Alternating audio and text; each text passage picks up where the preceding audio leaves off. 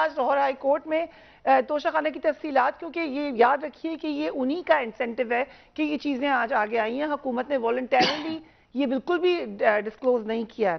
وہ تفصیلات سے مطمئن نہیں ہوئے ہیں ابھی تک. عدالت نے کہا ہے کہ 2002 سے پہلے کا ریکارڈ بھی جمع کرایا جائے. کچھ لوگوں کا خیال یہ کہ اور مزید تفصیلات اس میں آنی چاہیے تھیں، but we can't see anything about that. دوسرا، لیگل ہے کہ انلیگل ہے؟ کچھ ممالک کا میں آپ کو بتا دیتی ہوں. دنیا کے کئی ممالک میں توشہ خانہ کے جو تحائف ہیں، ظاہر ہے وہاں پہ بھی قوانین رائج ہیں.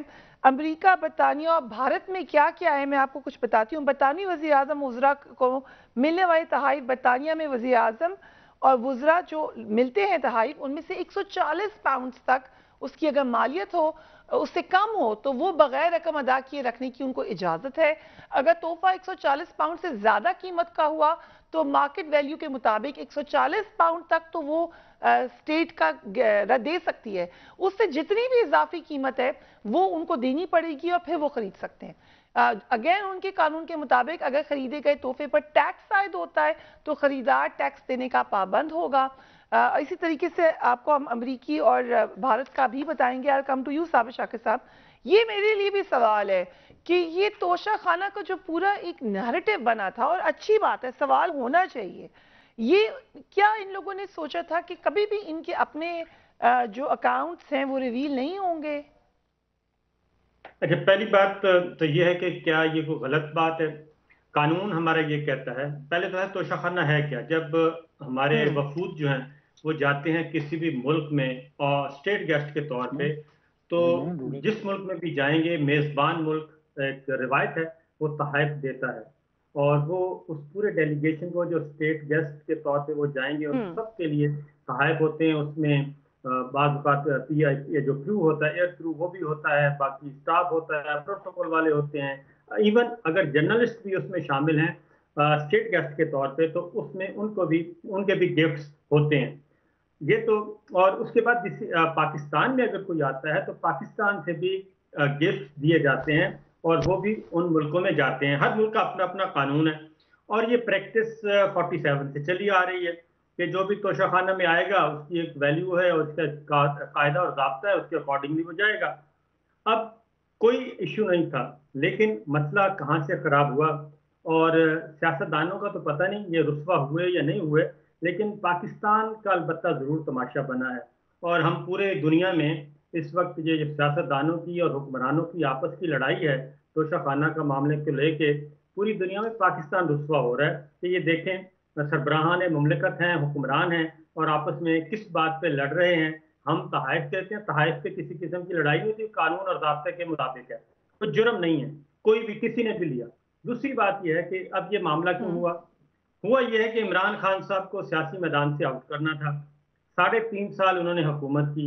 عمران خان اور ان کی کابینہ کے کسی بھی رکن کے خلاف ابھی تک کوئی بھی کرپشن کا سکینڈل نہیں آ سکا. نیب کے چیئرمین آفتاب سلطان صاحب یہ کہہ کر چیئرمینی چھوڑ گئے، استعفیٰ دے گئے کہ میں کوئی غلط کام نہیں کر سکتا، نہ ہی میں کوئی جھوٹا مقدمہ کر سکتا ہوں، نہ ہی میں کوئی سچا مقدمہ جو ہے وہ ختم کر سکتا ہوں، نہ ہی میں دو کنال کے دو پلاٹوں والوں کو پکڑ لوں اور جن کے 10 ارب روپے کا ہے ان کو چھوڑ دوں. یہ مجھ سے ممکن نہیں ہے. ان پہ بہت پریشر ڈالا گیا، بالآخر انہوں نے چیئرمین نیب کے طور پہ استعفیٰ دیا، اور جانے سے پہلے وہ خطاب کر کے گئے اور بتا کے گئے کہ یہ ہے سچویشن. انہوں نے کہا کہ اس ادارے میں دوسرے ادارے اور حکومت مداخلت کرتی ہے اور یہ نہیں ہونی چاہیے. تو جب عمران خان صاحب کے خلاف کچھ نہیں ملا تو اس کے بعد پھر اب کیسز 80 مقدمات ہو چکے ہیں. کرپشن کا کوئی کیس نہیں ہے، وہ قتل ہے، اقدام قتل ہے، دہشت گردی ہے، توہین مذہب ہے، توہین فلاں ہے، توہین الیکشن کمیشن ہے، توہین وزیر اعظم ہے، پتہ نہیں کس قسم کے مقدمات درج ہو چکے ہیں.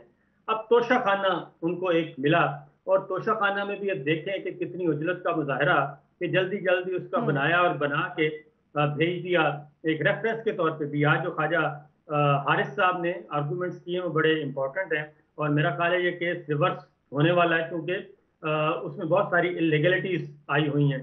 ان کا خیال ابھی بھی یہی ہے کہ کوئی ایسا کیس مل جائے کہ جس طریقے سے بس جلدی عمران خان صاحب کو گرفتار کریں اور ان کا فرد جرم عائد کریں، ٹرائل کریں، ان کو سزا سنائیں اور ان کو ڈسکوالیفائی کر دیں۔ یہ اس ٹارگٹ کو اچیو کرنے کے لیے انہوں نے یہ توشہ خانہ کا معاملہ کھڑا کیا، اور اس دوران لاہور ہائی کورٹ میں رٹ ہو گئی۔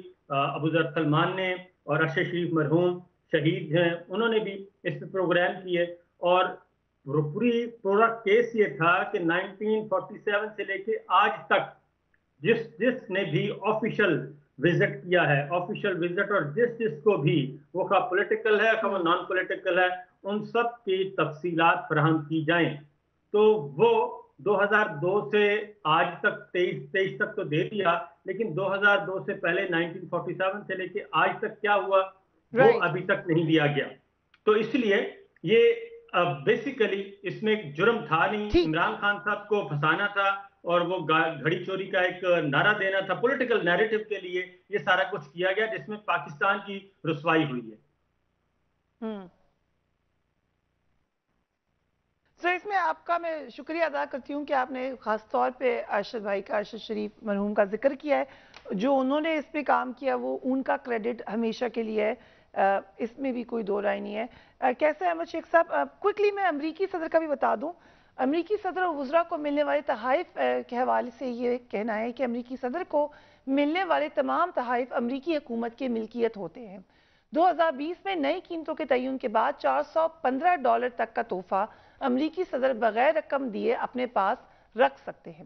اگر صدر یا ان کے خاندان کا کوئی فرد اس مقررہ قیمت سے زائد کا کوئی تحفہ رکھنا چاہیں تو انہیں اس تحفے کی مارکیٹ ویلیو کے مطابق قیمت ادا کرنی پڑے گی۔ اور بھارت کیونکہ ہمسایہ ملک ہے، وہاں پہ سربراہ مملکت اور وزراء کو ملنے والے تحائف، بھارت میں اگر تحفہ $5000 سے کم مالیت کا ہے تو تحفہ حاصل کرنے والا شخص اسے بغیر کچھ ادا کیے اپنے پاس رکھ سکتا ہے۔ اگر تحفہ $5000 سے زائد مالیت کا ہے تو $5000 سے جتنی زائد رقم ہوگی وہ ادا کر کے تحفہ لیا جا سکتا ہے۔ جو تحفے توشہ خانہ سے نہیں خریدے جاتے ان کو نیشنل میوزیم کو بھیج دیا جاتا ہے یا کسی حکومتی ادارے کو دے دیا جاتا ہے۔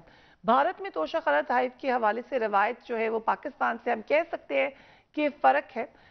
وزیر اعظم منموہن سنگھ اور نریندر مودی نے صرف کم قیمت تحائف ہی پاس رکھے جو ان کی بتائی جاتی ہیں ڈیٹیلز، اور جو پیش قیمت تحائف تھے وہ واپس ہی کر دیے۔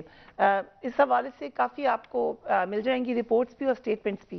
سو کیسا احمد شیخ صاحب، پاکستان میں ہمیں کوئی ایسی نہیں مل رہی ہے روایت۔ یہ لگ یہ رہا ہے کہ آپ لوگوں کا جو پورا بیانیہ تھا گھڑی کا، گھڑی چور کا، توشہ خان کا، یہ تمام ورڈز آپ نے استعمال کیے، کنکاکٹ کیے، اس پہ بار بار پریس کانفرنسز ہوئی۔ سو یس ہم کہہ سکتے ہیں چلے مریم نواز صاحبہ ان کا پبلک آفس ہولڈر نہیں تھی لیکن ایک پائن ایپل ہی نکال سکے ادھر، لیکن باقی تو سارے کے سارے آپ دیکھ لیں گھڑیوں کے انبار لگے ہوئے ہیں۔ سو یہ کیا بیانیہ ہم سمجھے ختم ہو گیا نون لیگ کا، یا آج بھی چور صرف خان صاحب ہیں، گھڑی کے باقی سب کو تحفے میں ملی تھی؟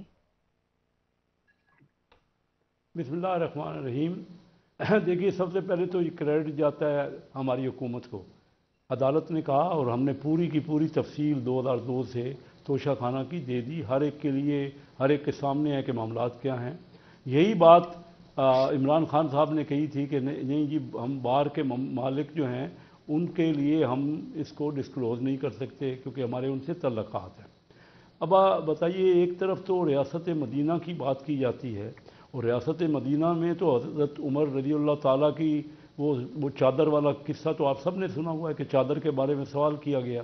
آپ نے خود ہی کہا کہ امیر ملکوں میں قانون ہے کہ امریکہ میں جو آپ نے بتایا وہ 1 لاکھ روپیہ تقریباً پاکستانی بنتا ہے، اور جو آپ نے انگلینڈ میں بتایا وہ کوئی 40,000 روپے پاکستانی بنتا ہے کہ اس سے اوپر جو تحفہ ہوگا اس کی پیمنٹ کرنی پڑے گی۔